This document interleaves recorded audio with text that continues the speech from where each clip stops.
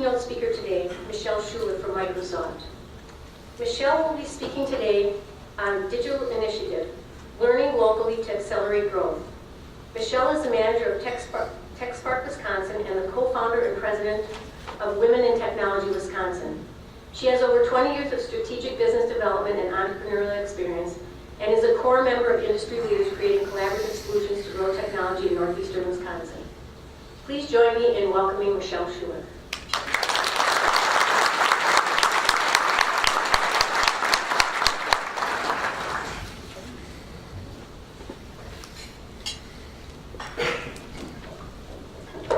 Okay, I'm not that tall, so I'm not standing behind that lectern.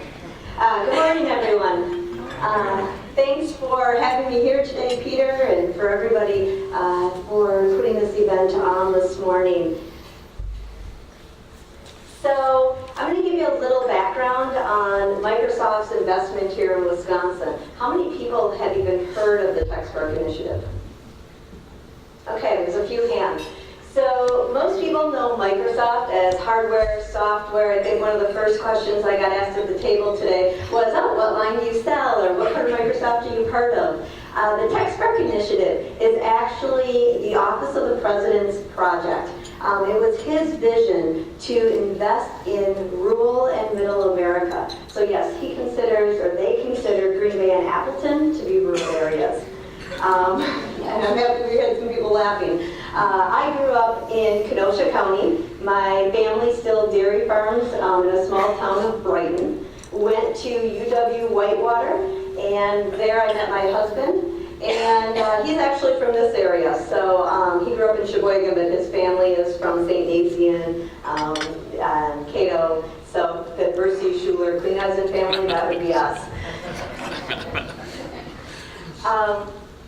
So looking at that, we relocated to the Fox Cities 22 years ago, and that's where we raise our family now. I was asked, okay, why Microsoft? How did you get to where you are today? Graduated in finance, was always in the paper and creative side of things. Stayed home for 7 years, raised my kids, and when I came back out into the workforce, kept my network open, but when I came back out, it had totally changed. The world was much more digital, much more involved in transformation, and I love your motto of retain, grow, and attract. And I think that's going to fit a lot about what I will talk about today. And so when I came back into the workplace, I spent 7 years probably working part-time, almost to a full-time. And then I started a nonprofit called Women in Technology Wisconsin. And my son had asked me, Mom, why do you do all this volunteer work? You do it for free. You don't get paid. Well, he was there the day when Microsoft called and gave me the offer, and he's like, that's why you did all your volunteer work? That got you your job? So this is not about technology. Microsoft's mission is really about how do we empower all organizations and people to achieve more. So as I talk today about the initiatives behind TechSpark and what's all happening around, I guess you can say, the United States, think about that. How do I achieve more? And there's always ups and downs in every community and everything that we do, but it's about advancing forward and growing with what we know and obviously what we don't know. And how do we learn from that? So TechSpark, oh, missing a slide. Okay, so the TechSpark initiative is investing in 6 rural communities around the United States. So Wisconsin, we were the first one to kick off. It might have a little bit to do with the president of Microsoft, Brad Smith, is from Appleton, Wisconsin. So we will keep that in our back pocket. That is not why Wisconsin was selected by any means. It was really because when they came to the community with the initiatives of TechSpark, or with TEALS, we really came together collaboratively as a community. So we have a huge ecosystem here, and that ecosystem really showed. The other communities are Fargo, North Dakota, We're in Virginia, we're in Washington, Quincy, a small city outside, over the mountains. They say all the tech is on one side of the mountains in Washington, and the other side is all the rest of Washington. And then we also have El Paso, Texas. So to be on the map in this whole investment in economic opportunity is extremely important. So we are investing in Brown and Outagamie County specifically, but it has a reach throughout the entire, I'm going to say northeast Wisconsin, but we're seeing that reach throughout the entire state. We have 5 parts to our initiative. Digital transformation, digital skills, which is computer science and education, career pathways, and then also rural airband and nonprofit support. So why is this important? If you look at Wisconsin, we have 7,000 computer technology related jobs open in the state. We have, if you look at that, how do we fill that? I mean, we were talking, how many of you have jobs open that you can't fill right now? It's a common theme around the entire state. So when we look at that, STEM careers, how do we get more into them? I mean, manufacturing facilities, it's a new economy. How do we move from that old economy to that new economy? When we look at, everything being done by hand, now we're automating, maybe we're using robots. It takes a different machine operator. It takes a different talent. It may even take some different back office talent. You can't just put everything on IT. Sooner or later, they're wondering what's next. So let's walk through these pillars. The computer science and education is probably where we've made our biggest impact. Keep in mind, TechSpark was announced in October, so this is the work that we've done over the last 7 months. And I said I felt like they were throwing me arrows and I'd shoot the arrow at the target. And because of our community and our ecosystem and the nonprofits and the companies in Northeast Wisconsin, we hit the target every time. Not every region can say that. That means a lot of work. So looking at digital skills, we had 918 graduates in our UW system in the state of Wisconsin in computer science and education. That was a 2015 number. It hasn't changed much since then. How do we get more students looking at computer science as a livelihood coming out of college? If you look at the number of graduates taking, or I should say high school students taking AP computer science classes, we had 1,036 AP test takers last year. I have 20,000 high school students just in Brown and Outagamie County alone. Computer science is the lowest number of students taking it out of all AP classes. History, English, all the other STEM AP classes, computer science is the lowest one. How can we help move that? So some of the investments that Microsoft has made on a national front. We do have TEALS. So TEALS is a co-teach model where we are taking a teacher that has the aptitude to teach computer science but isn't certified, and then partnering them with 2 or 3 volunteers from the community to teach in those schools. So the closest school here would be Denmark. Denmark is a TEALS school. So this is a quick entryway for schools. It's virtually free. I think you have to put like $5,000 aside, and that actually goes to the volunteers at the end of the year. And so it's really just all about 100% how to get more kids in computer science. So that co-teach model with TEALS, we had 13 schools in the state. They kicked off TEALS this school year, and so 10 of them were in Northeast Wisconsin, the other 3 were in Milwaukee. This coming school year, we have 35 schools. So this co-teach model is huge. We don't have enough teachers. We have 2 problems in education. Number 1, we don't have enough computer science and education teachers certified, and number 2, we don't have enough students looking at the classes that are offered. Code.org, you're going to see some talk about this. The partnership is actually held out of Milwaukee. Marquette University holds the national partnership for the state. So last year they had 1 training facility in Milwaukee teaching K through 12 teachers here's an open source tool, use it in your classroom, show digital skills. I don't care if you're a history teacher, a music teacher, what it is, but bring some digital skills and computational thinking into your classroom, because we all want thinkers when we come to looking at who we're hiring. And so with just a little bit of work and some expansion, we we worked in partnership with Microsoft, CISA 7, Marquette University, and Code.org. We have 4 training facilities now in Wisconsin.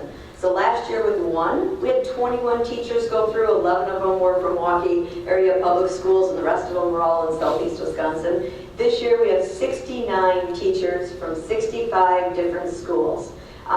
Training is in Wausau, Eagle River, Green Bay, and Milwaukee.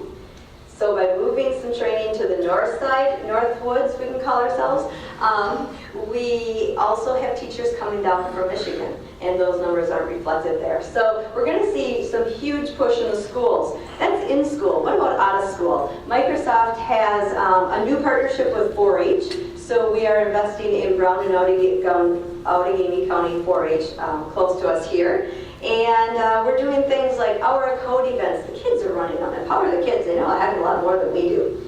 And so they're also working with Oneida Indians on taking their agriculture maps, putting them into Minecraft, and then showing the history of agriculture on their reservation. That was pretty creative. Boys and Girls Club. Boys and Girls Club, it's one of those. Do you have a Boys and Girls Club here in Manitowoc or Two Rivers?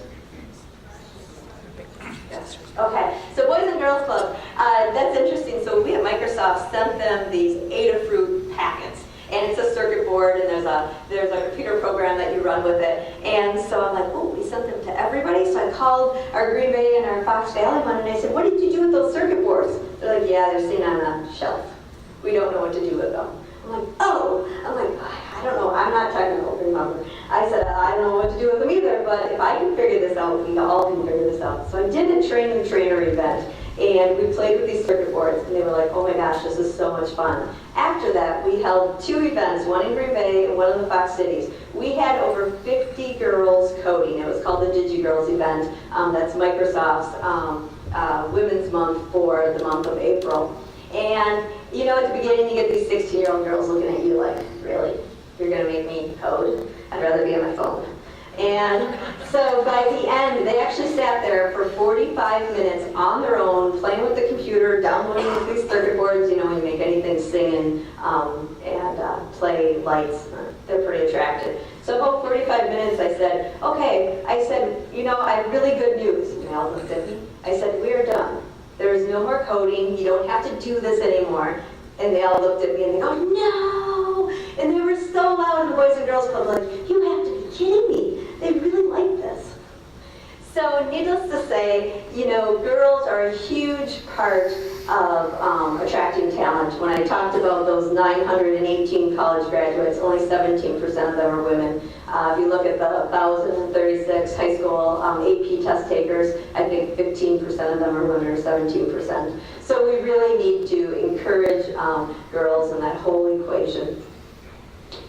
So that's a little bit about digital skills. We're really focused on getting more kids into the classroom and getting them thinking about technology, because no matter where they go outside of work, they'll be touching some type of technology. Career pathways. Career pathways is always interesting. We have a great UW system. We have a great technical college system. How do we help bridge that gap to talking to kids about careers in computer science all the way into the workforce? How do we look at jobs in technology like we look at welders or electricians? Not everything needs a 4-year degree. How do we work with the businesses to maybe change their hiring practices in some ways? And then how do we work with the job seeker? Might be something like LinkedIn, maybe showcasing certifications and then allow employers to look for those certifications and start matching that way. So we'll see some advancements since Microsoft now owns LinkedIn. Skillful is interesting. They are actually a foundation out of New York that is invested in Colorado right now, and they were looking for a second state. I'm like, haha, I have a state. And I heard that we made the short list, so then I was even more excited, us and one other state. And their Skillful initiative is all around upskilling and reskilling talent. You know, because in Wisconsin here, we really are about growing our own, keeping them here, and obviously we'd love to keep them as close as we can. I don't want my kids to go way too far. And so the Markle initiative with Skillful, we'll be seeing, we don't know who the next state is, but what they did like when they came to Wisconsin, I gathered like the New North up in northeast Wisconsin. I gathered N7 over in the Milwaukee area, MadRep, Wisconsin Technology Council over in the Madison area. It really brought the entire state together. And that is what is so unique about our ecosystem. I hope Peter could say the same thing. You know, when we come together, it's that entrepreneurial spirit, we all work together really well. And so you'll be seeing some more things with TechSpark on the career pathway side of things. Rural broadband. How many of us have really crappy internet at home? This is a huge issue in rural America. There's 34 million people that are not connected, and 23.4 of those live in rural America. So we have what we call our Airband initiative, and that's using TV white space to connect homes. Now, connect homes and businesses. In order to do this, we need a partner. So Packerland is our first Wisconsin partner. This is something we've been doing overseas for quite a few years, but we're just bringing it to the States now over the last year. So you're going to see a lot more in this space. If anybody knows of a partner that's interested in talking, feel free to let me know, and I would be more than happy to connect them. I can't do project by project, but if we find the right partner that's interested in TV white space, we'd be more than happy to help. We're seeing things like connected buses. There's kids up north that have an hour and a half bus ride. How do we connect the buses so at least they can be doing homework on their drive home? So how do we work on the homework gap, and how do we create new opportunities in areas that may not have those opportunities? Because internet these days is a necessity. It is not something that we can just have or not have. Nonprofit support. This one is exciting because everybody reaches out from every gamut because we have a lot of nonprofits in Wisconsin. And really, how do we help organizations that are helping across all 5 pillars? And one of the things that we've done is small nonprofits are having troubles with their IT support.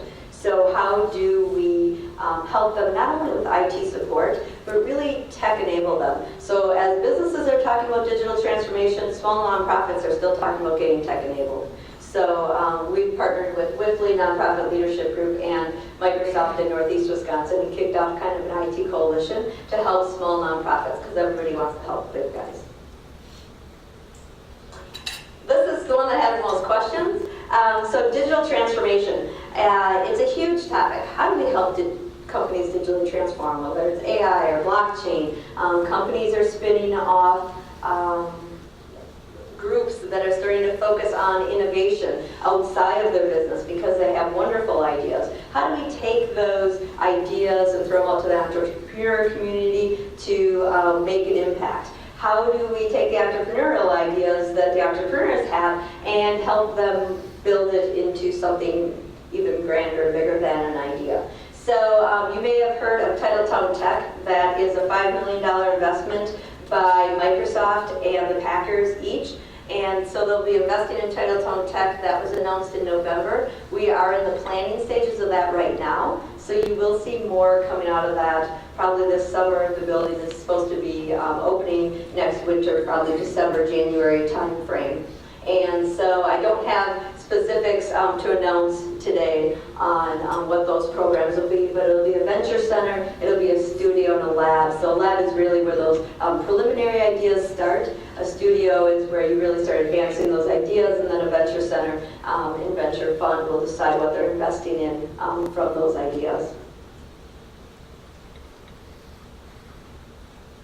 Any questions? Okay, thank you.